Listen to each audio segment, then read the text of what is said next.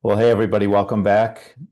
We are going to be talking today about this month's blog, which is tips for intergenerational leadership transition. That's a mouthful, but obviously today, in today's world, lots of us baby boomers are thinking about retiring and selling our business or getting our kids involved and trying to figure out the process of making that happen so we can spend more time with our grandkids, travel the world, enjoy retirement. And, we put our years of hard work in, and now's time to cash in our chips and move on to the next chapter in our lives. How about that?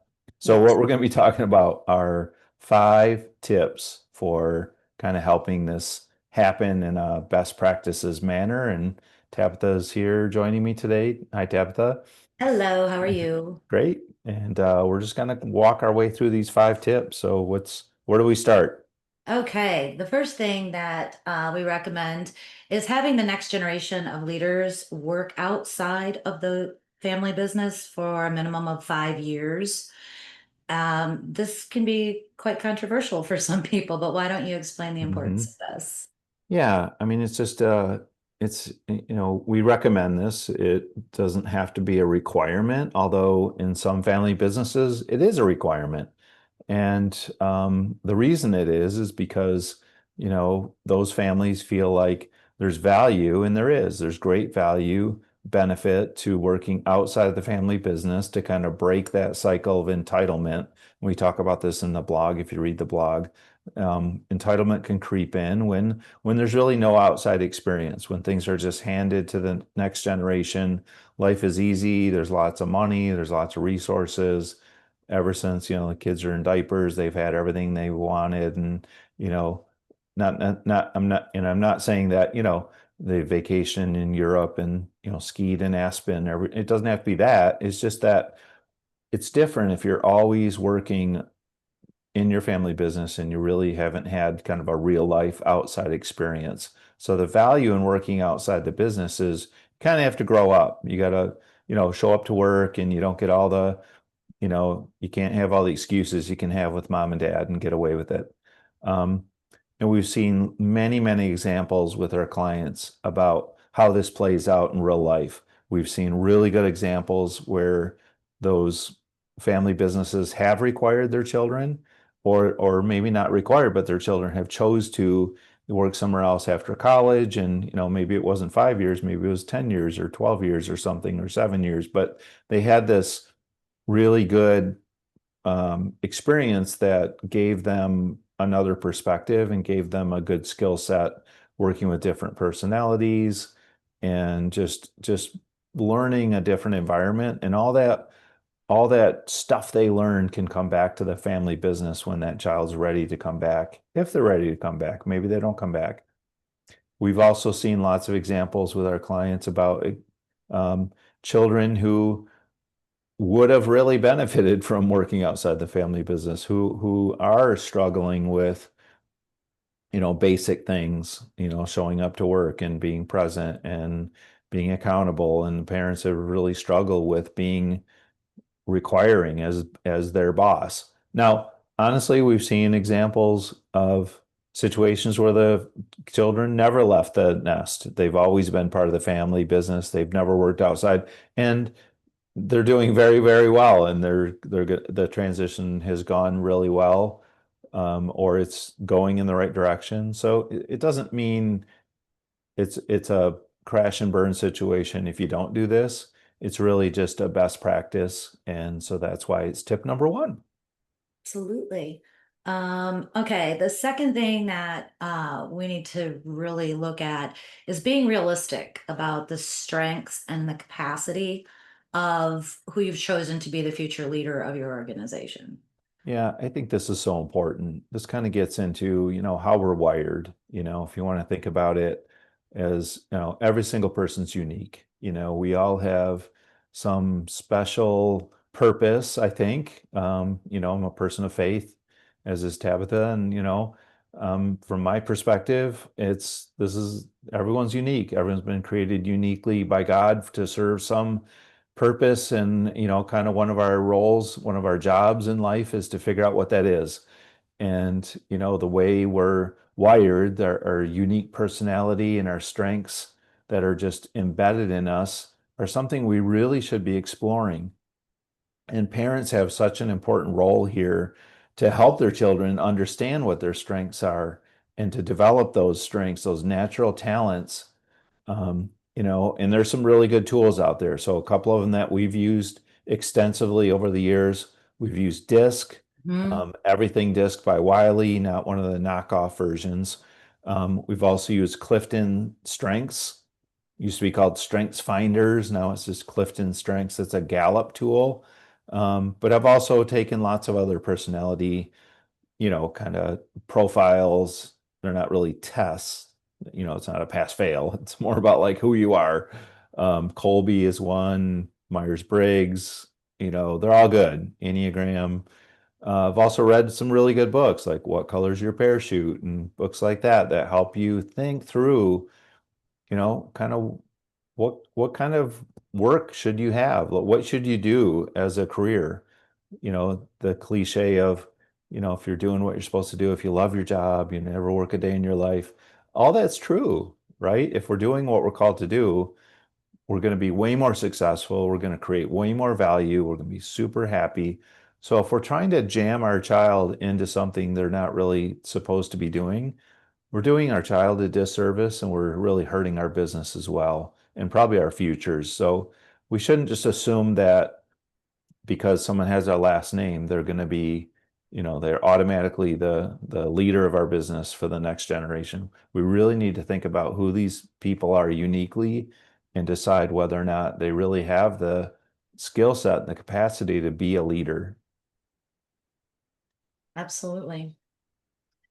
What's our Okay. next tip? So the next one is to give your future leader opportunities to lead with your mentorship prior to succession.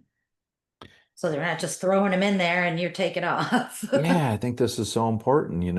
There's often a window of time where, and maybe years, 5 years, 7 years, where um, parents are really developing their children, proactively and helping them learn by putting them in roles where they have some responsibility, where they have some authority, they can make some mistakes that where it's not crucial to the business. They're not going to make a horrific, strategic error. You're not going to put them in that spot. But, it's kind of like having training wheels on. So you're there to guide them and coach them and mentor them.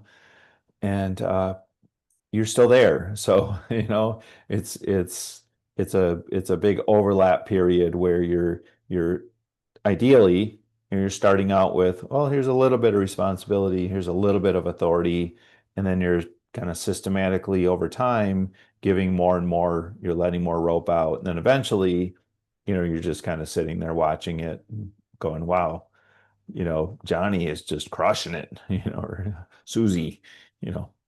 Those are all the great names, from like my kindergarten, Nancy, Debbie, Elizabeth, none of these crazy names. There's no hunters going on, right? We Oh, had come Bill, on. Bob, Jim, Larry. All I had right, I'll move on. Aunt Tabitha, I had Let's Sunshine, not let's not digress. Yeah.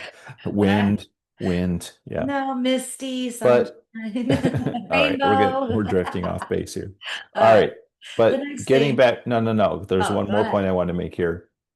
Because, unfortunately, there are circumstances where there's not that time, that window of opportunity, because, maybe there's been a disability or an injury or, someone passed away or whatever it is. Divorce sometimes, it results in this, but, unfortunately, there's not always that nice window of time where you can have this overlap. So if you do have the opportunity to do it, it would be really a shame if you didn't take advantage of it. So don't assume that you always have time to do this someday in the future. The time to do this is really now.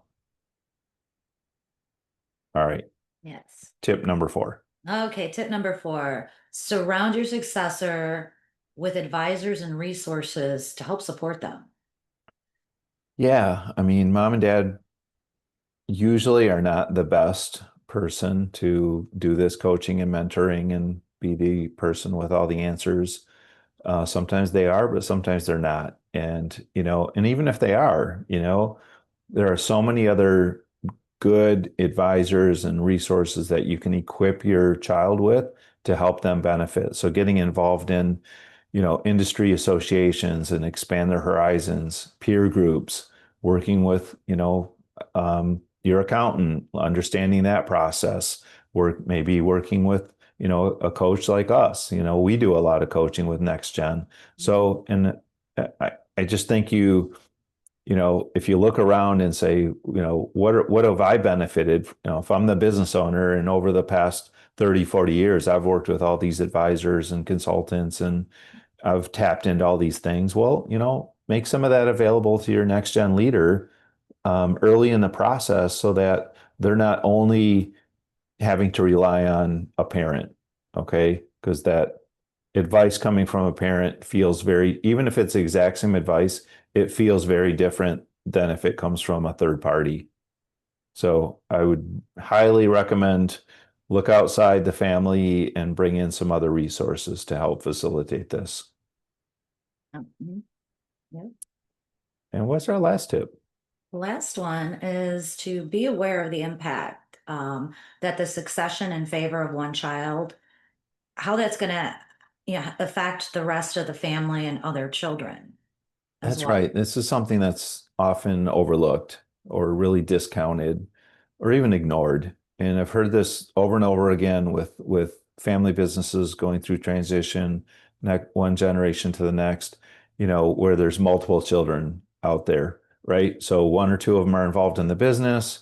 Very often it's one's in the business and the rest of them are not. Well, from the parents' perspective, they're like, oh, everyone's going to be great. It's going to be just fine, but the Mhm. reality is it's not going to be fine because the siblings have vested interests in the distribution of the wealth, the estate of the parents. Okay, let's just cut to the chase. Okay. Yep. Um, and if there's not an equitable distribution, if there's unfairness, it's going to create problems or it has the potential to. And so I see it a lot where parents are like, oh, that's really not an issue for us. All our kids get along. Don't assume that's going to be the case.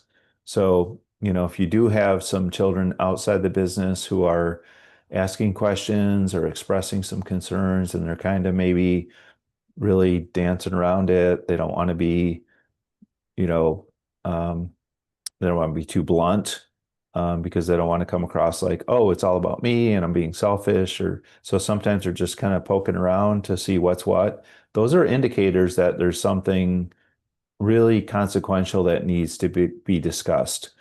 So bring in your attorney, bring in your accountant, get the kids involved so they really are part of this and you get part of the process and you're getting their input. Now, with that being said, your estate is your estate and it's really none of anyone's business what happens to your estate. However, if the end result of you selling your business or transferring it to a kid is that your family really suffers and your children never talk to each other again, that's probably not the result you want. So I would just say get out ahead of this and you're going to have to open the door and get some input into your estate planning. Um, and it's just a reality of owning a business, something that, if you weren't a business owner, you probably wouldn't have to do that. Um, but that's our last tip. And there's lots more to intergenerational transfers, but we just really felt like these were 5 things that just keep presenting themselves that were worth talking about. We would love to have a conversation with you about your business, about your situation, answer questions. Tabitha and I are both available. Tabitha at tamariskadvisors.com, Phil at tamariskadvisors.com. We'd love to hear from you. And Tabitha, what I miss? I think you've covered it all. Good. You All didn't right, cool. miss a beat. Read the blog. There's more content in the blog. Yes. This is a preview of the blog. It's a teaser. So read the blog and we'll see you next month.